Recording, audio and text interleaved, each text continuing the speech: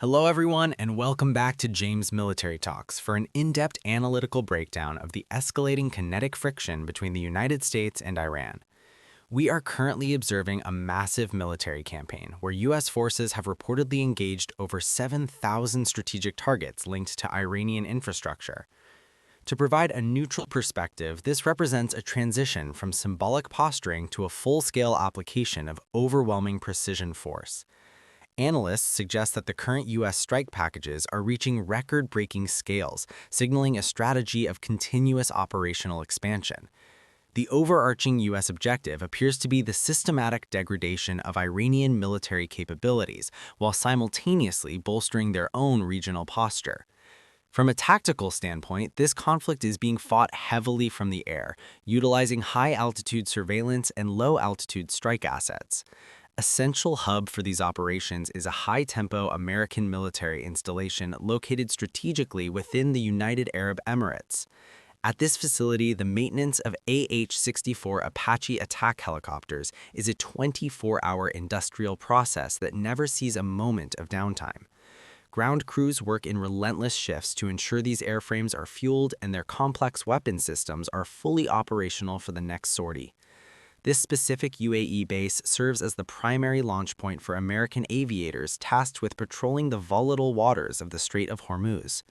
The primary tactical challenge they face involves intercepting Iranian-manufactured Shahed drones that have targeted various maritime and land assets. These loitering munitions have significantly disrupted regional stability, affecting international tankers and various allied military positions. Once the technical preparation is complete, the U.S. Apaches depart the desert tarmac to execute one of two primary mission profiles. A significant portion of the fleet is deployed to naval vessels, utilizing the flight decks of ships as forward-operating lily pads in the Gulf. Other pilots navigate their gunships directly into the patrol zones of the strait to maintain a constant visual and electronic watch. This rotation creates a seamless shield where American helicopters are perpetually transitioning between land bases, ships, and active combat zones. The integration of technology is key here, as the sophisticated radar systems of U.S. warships act as the primary detection net for the fleet. Inside the ship's Combat Information Center, operators analyze radar signatures to distinguish between civilian traffic and hostile Iranian assets.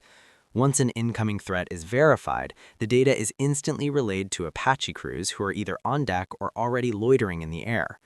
When the scramble order is issued, U.S. pilots on the flight decks must transition to flight speed within a matter of minutes to intercept. Simultaneously, airborne units bank toward the projected path of the Iranian drones to engage them before they reach their intended targets. The AH-64 utilizes its advanced sensor suite to achieve a target lock, often engaging the drones with high-velocity 30mm cannon fire.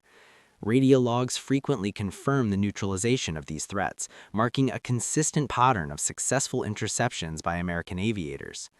Following these engagements, the helicopters must return to a supply point to reset their combat endurance for the next potential wave. Some units utilize the quick turnaround capabilities of the ships, while others fly back to the UAE mainland for comprehensive mechanical servicing. The rearming process on the ground is a fascinating display of logistics, involving the replenishment of three distinct weapon tiers. Technicians focus heavily on the Hydra 70 rocket pods, which provide the Apache with its primary area denial and suppressive fire capability. With the capacity to carry up to 76 of these unguided rockets, a single U.S. gunship can saturate a large target area in a single pass. Each pod is meticulously installed onto the stub wing pylons, with every rocket undergoing a safety check to ensure reliable ignition. The M230 30mm chain gun is also refilled, providing the pilot with a high explosive solution for shredding drone holes at close range. For high-value or hardened targets, the ground crews mount the AGM-114 Hellfire missiles onto the specialized rail launchers. These laser-guided munitions allow American forces to strike Iranian armored units or bunkers with extreme surgical accuracy from a distance. Every missile connection is electronically verified, ensuring the cockpit's fire control computer is in perfect sync with the ordnance. To maintain this high operational tempo, the U.S. relies on a continuous logistical pipeline of replacement aircraft and parts. Massive C-17 cargo planes are frequently seen landing at desert strips, delivering fresh AH-64 airframes to the front lines. Transporting these advanced machines requires a complex process of partial disassembly to fit within the cargo hold of the transport aircraft. Upon arrival, a large team of soldiers and specialists begins the immediate task of offloading crates containing the helicopter's vital components. This includes the massive rotor blades, the tail assembly, and the sensitive avionics fairings that were removed for the flight. The main fuselage is carefully guided down the ramp, a process that requires significant manpower to avoid damaging the delicate sensor arrays. Once on the ground, the airframe is towed to an assembly area where U.S. mechanics begin the process of making it flight-worthy again. The reconstruction involves precision engineering, from bolting on the stub wings to calibrating the internal flight control systems. Technicians must work through a rigorous checklist covering hydraulics, power plants, and the integration of the weapon's computers. Only after a successful run-up and system diagnostic is the new Apache cleared to participate in the Strait of Hormuz patrols.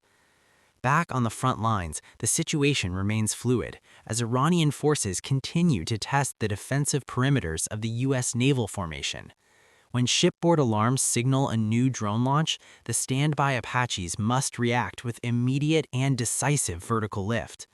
The pilots use their thermal and night vision optics to track the small heat signatures of the drones against the dark background of the sea. Engagement usually follows quickly, with the 30mm gun slaved to the pilot's helmet sight for maximum accuracy during high-speed maneuvers. The resulting kills are reported back to regional command, providing real-time data on the effectiveness of the current defensive strategy.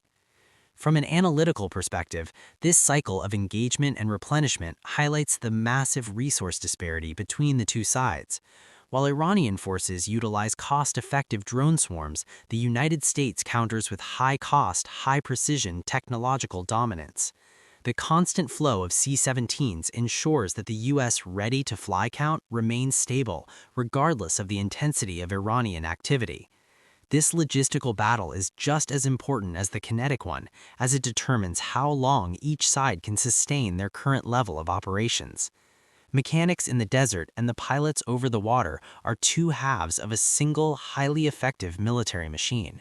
The world continues to watch the Strait of Hormuz as the primary barometer for the health of global trade and regional security. Through this lens, the Apache helicopter is not just a weapon, but a primary tool of American foreign policy and maritime enforcement. In summary, the current situation is a high-stakes balance of power, where technology and logistics are the deciding factors.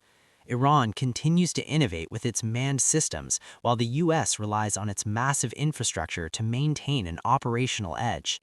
These points of analysis highlight the complexity of a conflict that is far more than just a series of isolated drone shootdowns.